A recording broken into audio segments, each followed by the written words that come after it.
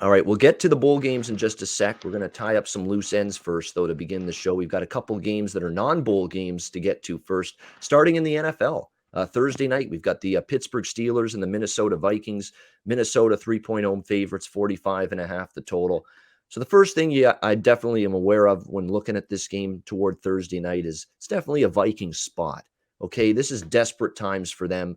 5-7. They really are starting to fall out of it, but they're not completely out of the playoff picture in the NFC. However, if they want to stay in it, you got to win this game. You're off back-to-back losses to San Francisco and then just a horrible loss to the Detroit Lions, the previously winless Detroit Lions, who get their first win at the expense of the Minnesota Vikings, 29-27 yesterday. And I said, don't lay frickin' 7 points with Minnesota on the road. Just don't do it. And that's exactly, hopefully nobody did. Because you ended up paying the price for it in that game against the Lions. So it's a bounce back spot. They're at home, and Pittsburgh's coming off, a physical, gutted out, back and forth, really grueling game, very physical game like it always is between the Baltimore Ravens and the Pittsburgh Steelers. Pittsburgh with the 20-19 win in that game. Credit the Steelers, gutting it out, coming back from an early deficit, and they found their way to just a critical victory for them to keep themselves afloat, 6-5-1. And with Ben Roethlisberger announcing that this is probably his last year, I'm sure it will be his last year, is that now like an incentive now for Pittsburgh to win one for the Gipper, make a playoff push? Let's go out strong for Ben in his last year. Is there that team onus to do that? You wonder, because that sure is what it looked like to me against Baltimore. Things could have went off the tracks for them. They rallied back, and I think there's a sense with the Steeler team right now, Conor, that they want to really go out strong this season, with Ben probably packing it in and calling it a career after this year. And then, as someone in our chat aptly mentioned, this is a banged-up football team, Minnesota, both sides of the ball. Adam Thielen's ankle injury, very uncertain that he'll play in this game. Dalvin Cook has a torn labrum and dislocated shoulder, and he's still going to be out for a period of time. Patrick Peterson's out on the defense. Daniil Hunter is on IR.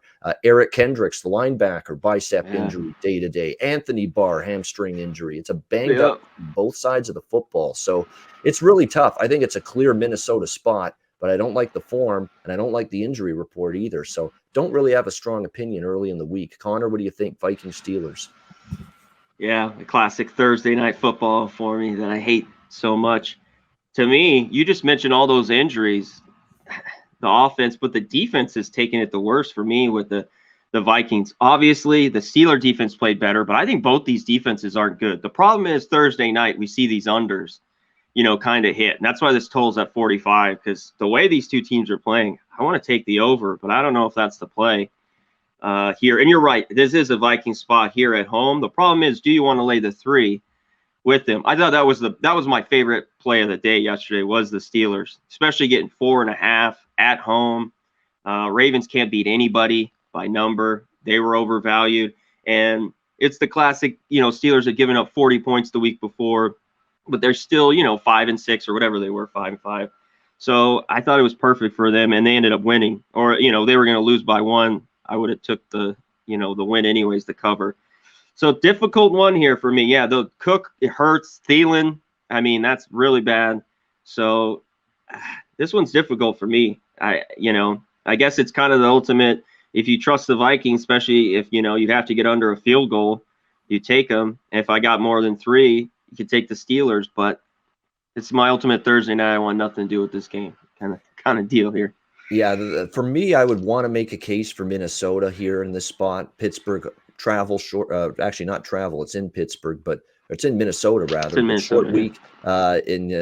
Short week. It is in Minnesota. A short week. It's a situation where you look at it and you see, big physical game against Baltimore, short week with travel. That's not a bet on spot by any stretch of the imagination for Pittsburgh. But Minnesota's struggling. They've got tons of injuries. I want to see the injury report clear up for Thursday. If it does, I'm going to try to make a case for the Vikings. This just has the feel, Conor, of after losing to San Francisco and then the embarrassment of losing to Detroit Sunday. It's got that feel of circle the wagons time. Minnesota shows up here. I just don't. Maybe they're not good enough, even if they do show up. But I think they show up here. I think they do too. That problem is the defense. That was my problem why I wasn't full on wild about the Lions yesterday, because they can't score. And Swift was out. And, you know, they ended up doing it. That Vikings defense is not very good. You talking on the show with Jimmy that, you know, I had the under the 49ers. I thought their defense might show up. And the 49ers defense was playing better. That game went over in the third quarter. They've been nothing but overs 4 of their last 5. Even that Charger game probably should have got over 27-20 that they played. One more touchdown would have got it over. So I know it's Thursday. I love taking unders on Thursday Night Football. I think this, you know, and Pittsburgh Steelers 45, you think under too. That's why it's so difficult for me. I want the over, but something tells me this game could stay under. Oh, shout out to Cheshire Cat with $5 dono, man. We appreciate you. Thank you so much. He's beyond loyal to not only the shows Yes. on this channel, but just my shows in general everywhere. I mean, just No incredible that he's tuning in all the time. Cheshire Cat, one of my favorites. Thank you very much. We appreciate you tuning in for sure here to Hitting the Books and for the dono as well.